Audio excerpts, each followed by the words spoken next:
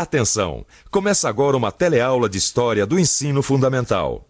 Você vai assistir a teleaula de número 5. Bons estudos!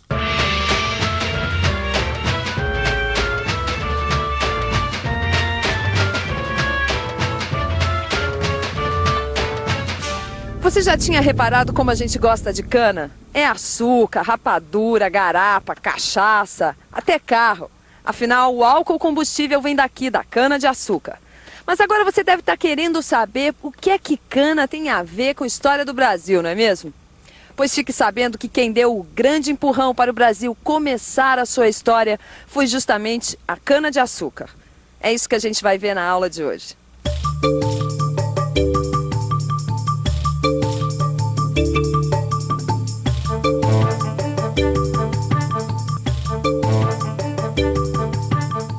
Você vai ver na aula de hoje por que os portugueses escolheram a cana-de-açúcar para colonizar seu território na América.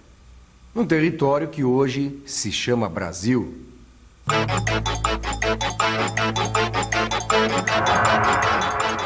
Hoje o Brasil é assim, mas no tempo em que os portugueses chegaram aqui, nem se falava em Brasil. O que havia era um acordo internacional dividindo o novo continente. Esse acordo foi chamado de Tratado de Tordesilhas, que é o nome da cidade da Espanha onde ele foi assinado. E a divisão ficou assim. Aqui era a América Espanhola e aqui a América Portuguesa.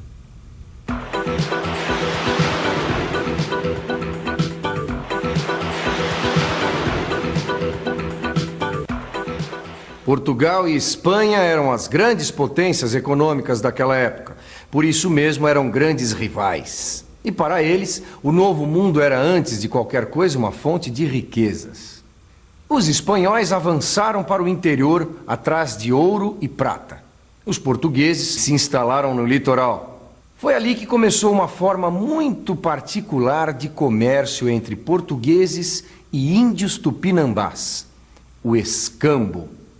O que primeiro chamou a atenção dos portugueses nessas novas terras foi o pau-brasil, uma madeira muito valorizada na Europa, porque servia para tingir tecidos.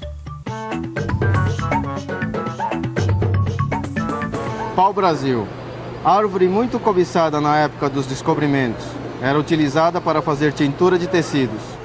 Para ter acesso a essa madeira, os portugueses fizeram alianças com diferentes povos indígenas. Os índios cortavam as árvores e transportavam o pau-brasil até o litoral.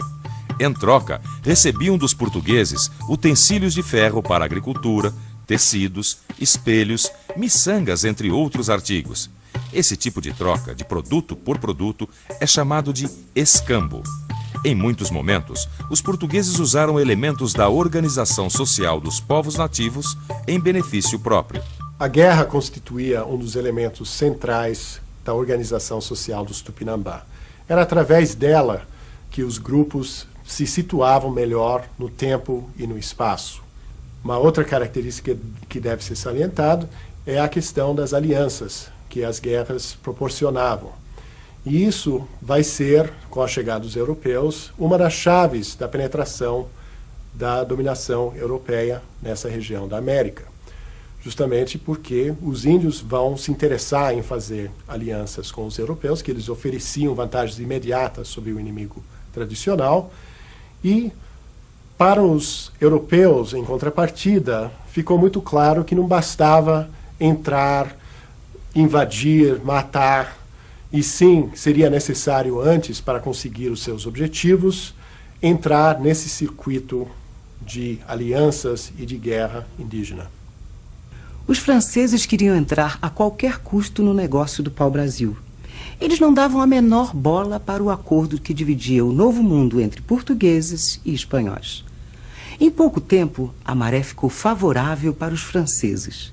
E os portugueses perceberam que, se não ocupassem para valer a sua parte da América, o tempo ia fechar. Lembra da cana? É aí que ela entra. O rei de Portugal percebeu que a melhor maneira de ocupar o nosso território era estimular o cultivo da cana e a produção de açúcar nestas terras brasileiras. Foi aí que a história da nossa colonização começou para valer. Os portugueses escolheram a cana porque eles sabiam que dava lucro. Eles já tinham experiência no ramo. Foi com a cana que eles colonizaram suas ilhas perto da costa africana. Mão de obra não era problema. Além dos índios nativos na colônia, os portugueses tinham outra fonte. Eles sabiam se aproveitar dos conflitos entre as tribos africanas. Lá também se praticava o escambo. Só que em vez de madeira, a mercadoria que eles levavam em seus navios era humana. Esse modelo econômico, baseado em grandes lavouras de cana tocadas à base de mão de obra escrava, foi importado com sucesso para a América.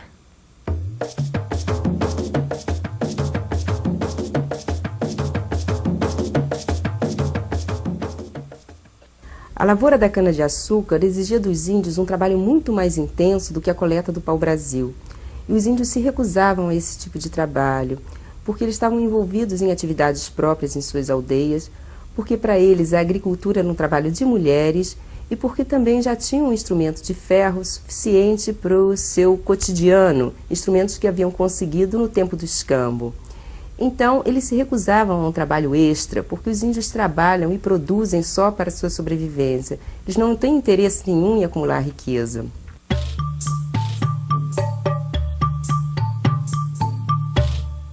Só os índios não deram conta da quantidade de trabalho nos canaviais.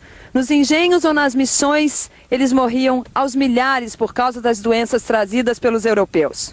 Os grupos de indígenas que conseguiam escapar disso, quer dizer, que não haviam sido convertidos ao cristianismo, nem sido escravizados nos engenhos, esses grupos começaram a se retirar para o interior do país. Alguns desses grupos, ou muitos desses grupos, habitam hoje a Amazônia. No século XVI, eles viviam no litoral do continente. No final do século XVI, os engenhos já davam grandes lucros com a produção de açúcar. Enquanto isso, os jesuítas exigiam atitudes das autoridades coloniais para acabar de vez com a escravidão indígena. O contexto era perfeito para que o tráfico de escravos africanos, que ainda pequeno, se transformasse em mais uma grande fonte de lucro para o comércio colonial português. Foi assim que a onda mercantil e escravista firmou no litoral da América Portuguesa. A região Nordeste foi o ponto de partida do nosso Brasil de hoje. As cidades de Recife e Salvador se tornaram portos importantes para a exportação do açúcar. Era ali também que chegavam os escravos africanos e os produtos europeus. Todo esse comércio era canalizado para Lisboa. Dali, o açúcar brasileiro era redistribuído para toda a Europa.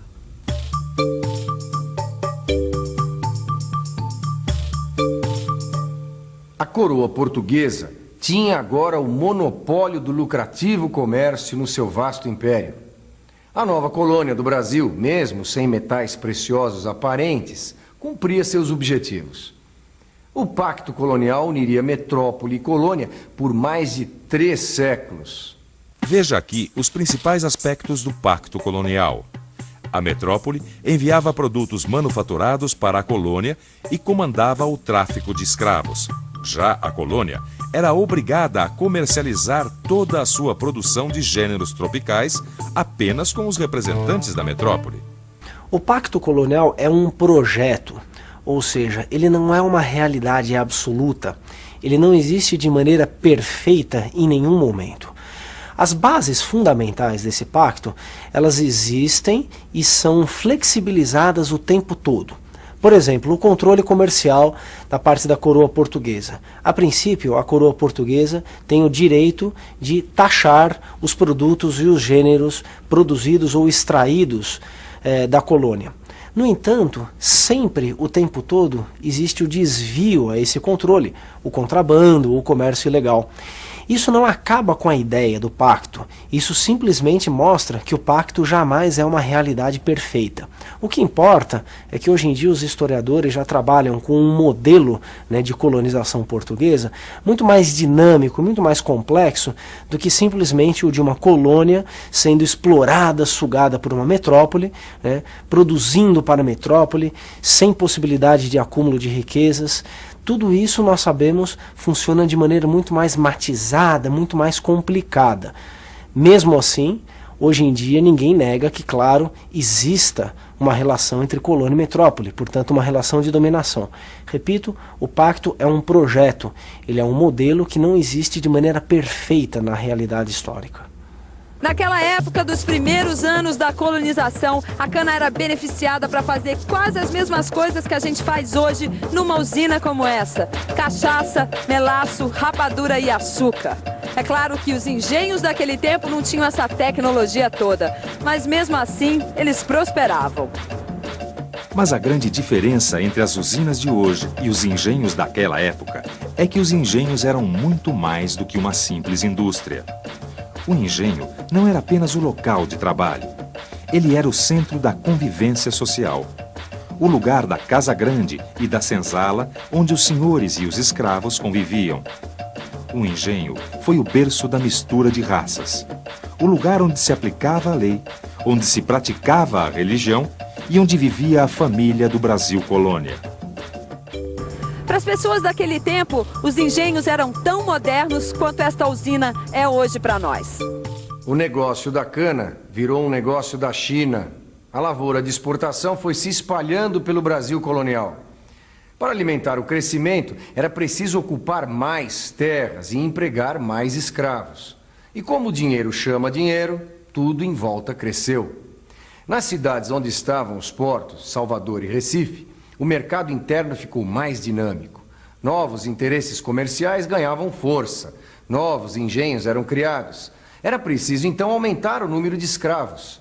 E era com engenhos e escravos que se media o prestígio no mundo colonial. E atenção, se liga aí que é hora da revisão. E foi assim que o Brasil começou. Os portugueses precisavam tomar conta do território. A lavoura da cana-de-açúcar para exportação e o uso da mão de obra escrava deram o primeiro empurrão no nosso desenvolvimento econômico. O resultado foi o nascimento de uma sociedade escravista. E o coração dos engenhos e da vida social no Brasil colônia era a casa grande e a senzala. Agora que você já sabe tudo isso, me responda uma coisa. Se naquela época a escravidão já tinha praticamente acabado na Europa, por que ela voltou a aparecer com tanta força na América colonial? Essa fica para você pensar. Até a próxima aula.